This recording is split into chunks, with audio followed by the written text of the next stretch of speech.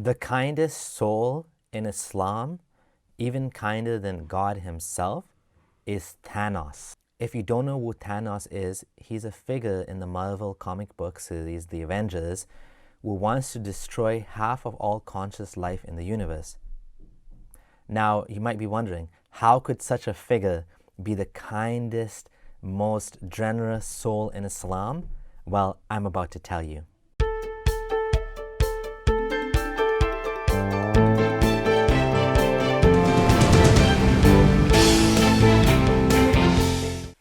Here's why he would be a superhero in Islam. Because this religion is illogical, it allows you to come to some absurd conclusions like this one. Check this out.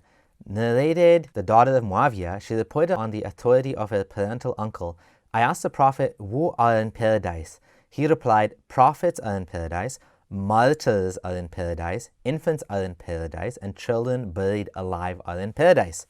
Recorded in Abu Dawud. So, we have a God here who wants us to go through all of these things and worship him and pray 5 times a day and fast Ramadan and fight in his cause and all that stuff. And he made these exceptions for who he will allow in paradise. According to Islam, the majority of people will go to hell. Most people on earth don't accept Muhammad despite knowing who he is. Most of humanity knows Islam and rejects it. The Quran says there's few that's thankful, little do you believe, most do not know, so on and so forth. For every 1,000 born, the Hadith says 999 of them will go to hell. Narrated Abu Sa'id al-Khudri. Prophet said, on the day of resurrection, Allah will say, O Adam, and he will say, Labaik, our Lord, and Sadiq. And there'll be a loud call saying, Allah orders you to take from your offspring a mission for the hellfire. Adam will say, O Lord, who are the mission for the hellfire? Allah will say, out of every 1,000, take out 999. And then Muhammad noticed that they got scared. Their faces went white. And then he said, oh, no, you guys, half of you guys will go to paradise, right? From you. And a lot of the other ones, they'll be from Gog and Magog, these mythical creatures that's going to come near the end of time. There's going to be so many of them, right? So you guys are fine, half of you guys are going to go to paradise. But, there's going to be lots of Magog and Gog, whatever, right? Even if we look at the global population now, Muslims are around 2 billion out of 7.5 billion. So that means around 75% of the world population is not Muslim. Even among Muslims, you have many different sects with contradictory beliefs. The Hadith says that Muhammad said that the Jews split into 71 sects, which, may I add, is completely untrue, and one of which will be in paradise and 70 in hell. The Christians split into 72 sects. That's one more than the Jews. Again, totally wrong. Of course, 71 will be in hell and 1 in paradise.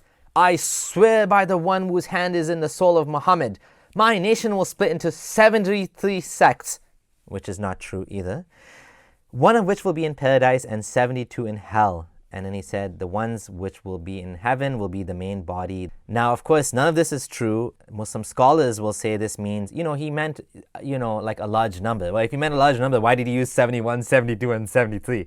If 70 is a large number, which it sometimes means a large number, what's 71? A large number plus 1? 72 is a large number plus 2?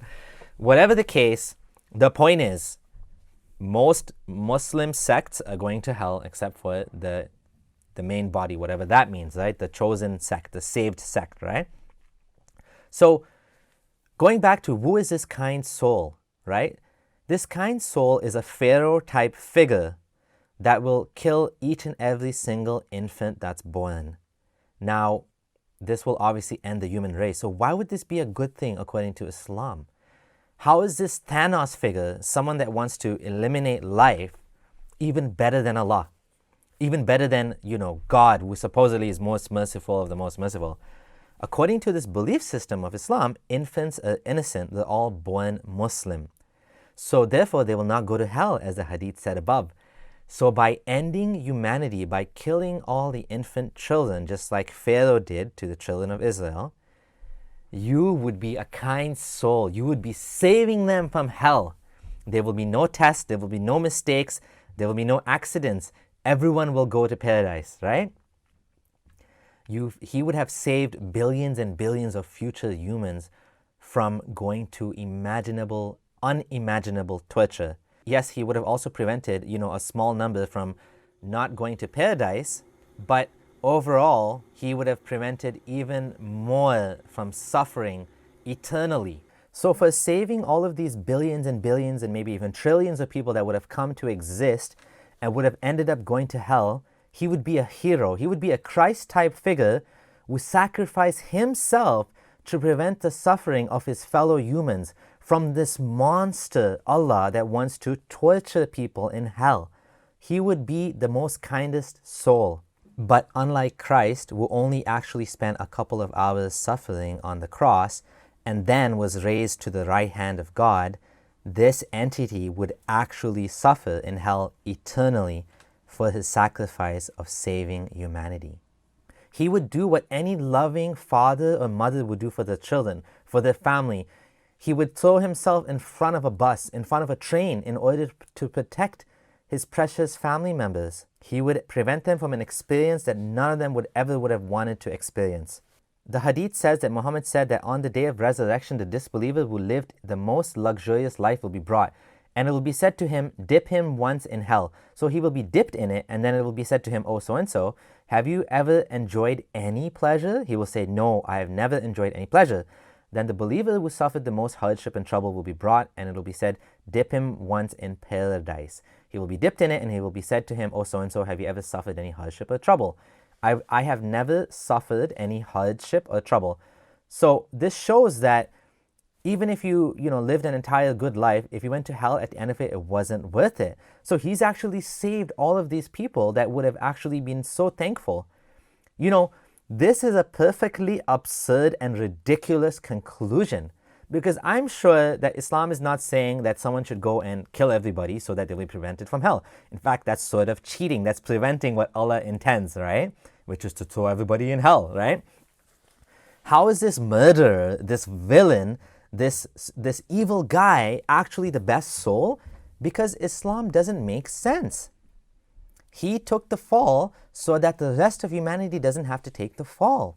Now, I hope I've pointed out how stupid this belief system is. The point is not that Islam is encouraging people to go and kill others so that they will be saved from hell, but rather, if you take this religion to its logical conclusion, these are the absurd type of conclusions you can come up with. This imaginary monster known as Allah is real, but only to people who think he's real. And to be the real hero of this story, we need to help Muslims to see that Allah is not real. Not by killing others, but by helping Muslims to see that Allah isn't real, we can free them from this hellish, torturous villain known as Allah. We can save them from this imaginary God that wants to enslave them and make them his own. Thanks for watching. If you liked my content and you can help me in this mission to help Muslims leave Islam, to fight the good fight for freedom of religion, for secularism, to show people that they don't need to be slaves to what Muhammad said and did. If you want to help me out, please check out my support page. I would appreciate any support that you give. To all of you who have already supported me and continue to support me monthly especially, thank you so much. You are the real heroes who are allowing to make this happen. You are the ones who are giving me support so that I can put more time into this and eventually make this full-time. Thank you so very much for this. This is Abdullah Samir signing out.